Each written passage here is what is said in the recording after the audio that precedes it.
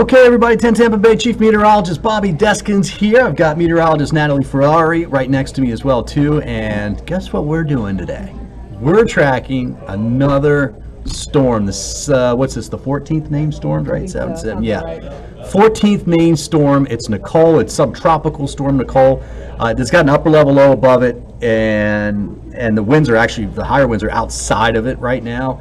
That will change, and we think it'll look a little bit more like a regular tropical system over the next 24 hours or so. And so that forecast is for it to become tropical in nature. And what that means is that we'll see a little bit more strengthening, especially the higher winds right along the center. But this is going to be a little bit, I don't want to say a hybrid storm, but we're definitely going to see some changes here where we're going to end up getting a lot of wind. You see where the arrows are where I have put this on here now. A lot of wind up in this area here. We already have this wind blowing onshore in East Florida here, the east coast of Florida. That's building water up. This will strengthen and come in this direction, and that's just going to pour more wind, which pushes more water up against that coast. So that's the surge issue for the eastern part of the state. Now, for Tampa here, it's not a huge concern, but it is something that I think we're going to have to deal with. All right, so here's the latest track. You can see by tomorrow morning, well, look, 45-mile-per-hour winds now. Tomorrow morning, 45-mile-per-hour winds, but you see that it indicates that they think it's tropical by that time. And that's important because then it'll start to strengthen through the day. Tuesday, and I think Tuesday night and Wednesday morning, you see now it's up to 65-mile-per-hour winds, all right? Wednesday, we're up to 70-mile-per-hour winds. That's Wednesday night. So the strengthening is tomorrow night through the day Wednesday into Wednesday night, and then they have it as a Cat 1 with landfall near Jupiter. Something like that as we get towards Wednesday night, Thursday morning. All right, then it comes across towards us and it weakens. 45-mile-per-hour winds near the center over us by Thursday evening. And then by Friday evening, it's all the way up into Georgia, and things will be clearing out. All right, so that's the latest track. Just came out about 4 o'clock this afternoon. Watches and warnings. If you've been watching 10 Tampa Bay, you notice we had the crawl going up during Dr. Phil. We now have tropical storm watches for Polk, Hardee, DeSoto, and Highlands County. We have a hurricane watch for the east coast of Florida from basically the Cape all the way down to Miami. South of Miami is a tropical storm watch. The Bahamas basically have now hurricane warnings in effect. Again, minimal hurricane, but still, we got to watch that. I mean, you're going to have 75, 80-mile-per-hour winds there possible in the Bahamas. I think it'll be a little bit less here, but not by much. Whoever gets it, if it makes landfall here in Jupiter, the highest winds will be just to the north of the center. All right, you can zoom in there. You can see where we've got Polk, Hardee, DeSoto, and Highlands County now. Now, look, even by 11 o'clock tonight, these might get shifted further to include these counties. It's all a matter of time. Because what a watch means is that we expect tropical storm force winds to be possible, because it's a watch, within the next 48 hours. If it was a warning, like we have out here in the Bahamas, that means we expect hurricane force winds there within the next 48 hours. So if we're going to get tropical storm force winds coming across, which it looks like we could, 39 miles per hour and higher is tropical storm until you get to 74, and that becomes hurricane. It's forecast to be around 45-mile-per-hour winds over top of Tampa. So that would give us tropical storm watches. They may get issued as early as tonight at 11 o'clock or 10 o'clock actually. So Natalie will cover that for you, okay? Now, here are the tracks. Now, there's been a little change today to come a little bit further to the north. These tracks here, the pink ones, have come from up here. They've come south.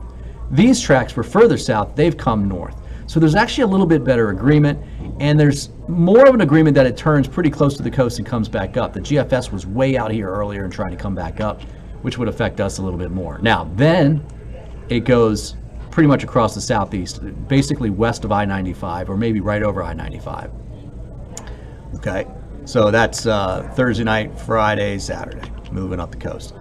Now, this is another look at those models, and what I've done here, this bright red line here, I know this is tough to see, but that one there is the Hurricane Center forecast. I don't show that center line very often because the cone is showing you where we think that we're going to have the best chance for any kind of part of the center to go into it, not the weather, right? The cone is using air. This is the actual line, and the reason why I'm showing it to you now is because I wanted to show you where all the other models are. The spaghetti plots are underneath that. And that's actually a pretty good agreement with this 4 o'clock update this afternoon. They are coming closer to the coast. This is good news. We don't want it to get out here. If it does, it could strengthen up a little bit, and we'd have more southwesterly winds, I should say, Thursday night, pushing some water up against us. So as it is now, we'll get some water, but not a lot. I'm not looking at a major issue for us here. Here are the forecast models between the comparison between the GFS and the Euro. I'm going to have to go quick because we got a show coming up here. The X's that you see here are the previous runs. So you see the yellow center is right here. If I were to replot this, I'd put the X, the yellow X right there. See the white X, that's the GFS. It's actually over here now. So that's a pretty good shift in the GFS. And then more importantly, it's actually along this line where the hurricane center is, and it's in pretty good agreement with the European model. So we're starting to see the models get better agreement here. Fantastic news. Now, here it says we get into 4 o'clock on Thursday, somewhere over top of us. All right, worst weather is going to be the north side of this. The worst weather will be coming through at that time. Thursday night, things are quieting down. This is Friday morning at 6:30. European thinks the center's in Georgia. GFS thinks it's up by Citrus County, but it's falling apart, obviously it's weaker. And then you can see it does continue to move up quickly. So the latest runs are a lot faster. GFS, the old run, had it way down here, thinks it's up there, and geez, European's way up here. So that time is going to change a little bit. All right, now this model is the local model. It's the graph model, IBM graph, and we use this every day at the television station to show you where those afternoon showers and storms are going to pop up. This model did a really good job with Ian. It spotted that turn for Ian 2 days before most of this was even being called for by the hurricanes. I remember the day before Ian, it was all switching. This had that 2 days before that. So I'm kind of leaning on this one a little bit. This one does not dip it as far to the south. See, I got the center down here. It's actually up here. This is Wednesday at 6 o'clock. This is actually a little bit faster too. Now watch what happens. There you go. Did you see that? Look, I'm going to back it up right here. Landfall somewhere near Cape Canaveral on early Thursday morning. This is late Wednesday night, Thursday morning. That means all of our weather would go downhill Wednesday night as well, but the worst weather would stay to our north and east. All right, this is Thursday afternoon at about 1 o'clock. Our wind's starting to come on shore there. We could get a small surge just because of it, but I'm not looking for a lot. But you see the center's way up here. All right, so this is different than what even the Hurricane Center says. So I actually kind of laid the models on here too. You can see, look, this thing came in up here. It's more like this pink line you see here. You see that? That's very similar to what that forecast model is saying, the northern line. The further north this goes, the less effects we'll have here in the Tampa area because the north side of the storm, which is up here, wherever it goes, is going to have basically the strongest weather. Now, this is the same model. This is the look at winds, okay? Notice the numbers for Tampa as we go through Wednesday afternoon. Breezy today. It'll be certainly breezy tomorrow and Wednesday. Sustained winds in the teens, even some 20s, gusts in the upper 20s to near 30. Now, this is Wednesday night. Let's go out. There we go. Well, I'm going to back it up here at landfall. Obviously, landfall right there, right? We've got winds in the 20s, generally out of the north.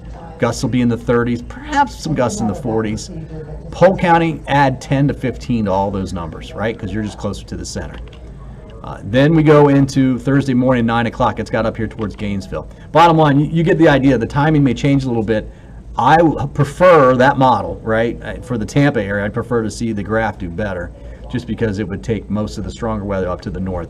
This is not a terrible storm. This is not an Ian. This is not a storm surge issue for Tampa Bay. However, what you see here, this 2 to 3 foot Thursday night, if this thing is sitting in here, we've got winds now coming like that.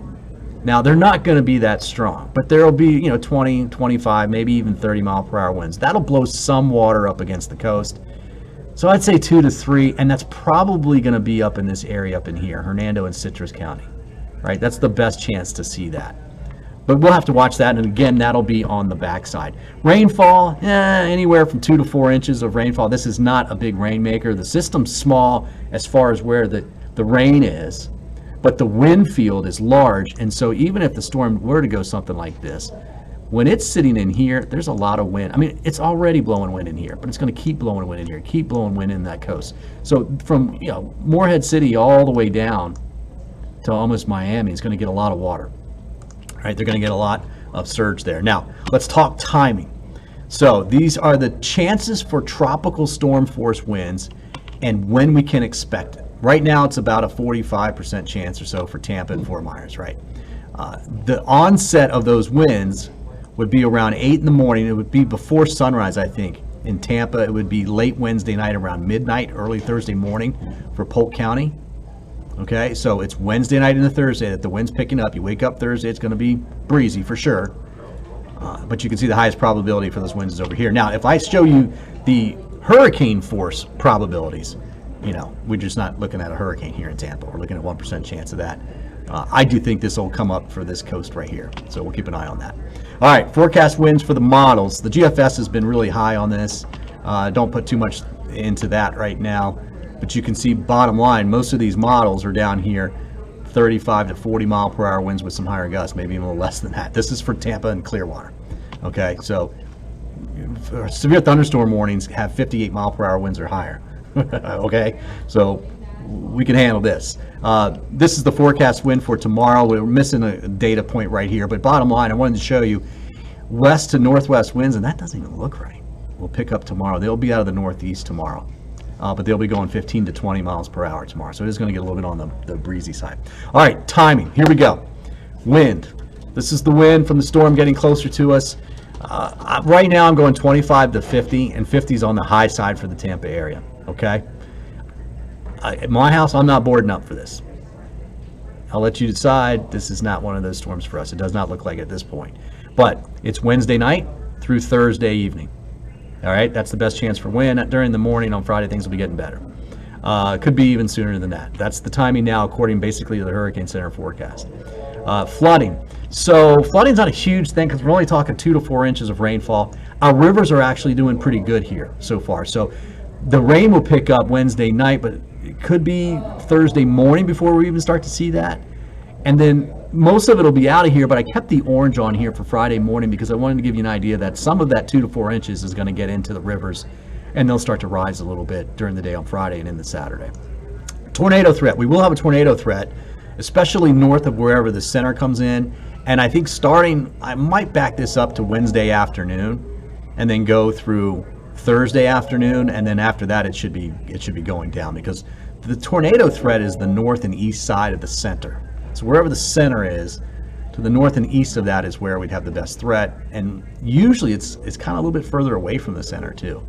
So it's those outer rain bands, those first kind of outer rain bands, and the trajectory that's coming in from the east coast, that would put most of that up in towards Daytona and Jacksonville and St. Augustine. Jacksonville, St. Augustine, storm surge issue for them. That's the deal. For us, we do have 2 to 3 foot here. That's a possibility. I don't think we'll end up with any evacuations, but there will be areas inside the bay like Snell Island, Old Northeast. We could see a foot of water on the streets in some of those locations just because the tides will be running high on the back side. Initially, with the northeast wind, the tides are actually going to drop. It's not going to be drastic like what we saw with Irma or with Ian where you could walk out across it, but it will be running pretty low with a 20, 30 mile per hour wind blowing offshore. On the backside, when it moves by and it goes to our north, those winds will come back around out of the west and then the southwest. That's why you see this surge is so late Thursday night into Friday morning. And again, it's kind of minimal at this particular time, so we'll keep an eye on that. All right, that's it. Let's get you back here. I do want to show you, I kind of put this frame here. The greatest threat will be Wednesday afternoon through Thursday. So I'm going to let you go. We're getting ready to do 10 Tampa Bay at 5 o'clock. I want to recap our watches and warnings. Right now, there are hurricane watches for the Bahamas. There are hurricane warnings, for the Bahamas. Hurricane watches for the coast of Florida from Miami, just north of Miami, basically, all the way up through Cape Canaveral. You know about Artemis? I mean, they got to pull it. I haven't heard. Okay. I know the threshold for keeping on the pad is 85 miles per hour, but that's a close. They don't want to do that. They don't want to. Okay, so we were wondering whether or not they're going to, because they just rolled Artemis back out for the launch, I think on the 14th. Yeah, it was the launch is the 14th. 14th. So it's sitting out there now, but Natalie's saying that the threshold for winds is about 85 miles per hour. Like, they don't want it sitting there with 85 mile per hour winds or higher blowing on it. That's going to be really close. If I was them, I would roll it back just in case. But that's NASA. We'll let you know what they do. Bottom line for us, we've got those tropical storm watches, Sumter County, Polk County, Hardee, DeSoto, Highlands County. They will likely move west into Hernando, Pasco, Hillsborough, Pinellas, Manatee, and Sarasota later tonight. All right, probably for that 10 o'clock update tonight, just because of the timing. But overall, the highest winds will be over here where it makes landfall. As it moves across the state towards Tampa, it will gradually weaken. Those winds will come down. So that's the good news about having a storm come in on the east coast of Florida for the folks in Tampa, right? It looks like, and it looks like it'll be a weaker storm. This is not an Ian. Okay, so that's the good news. All right, guys, that's it. Let me go and get ready for the show here. Don't forget to follow us on all our social platforms. Natalie on hers, Grant, you got Tyler, you got Rich, you got mine as well, and of course all the 10 Tampa Bay platforms. Stay with us. We'll keep you informed, prepared, and connected.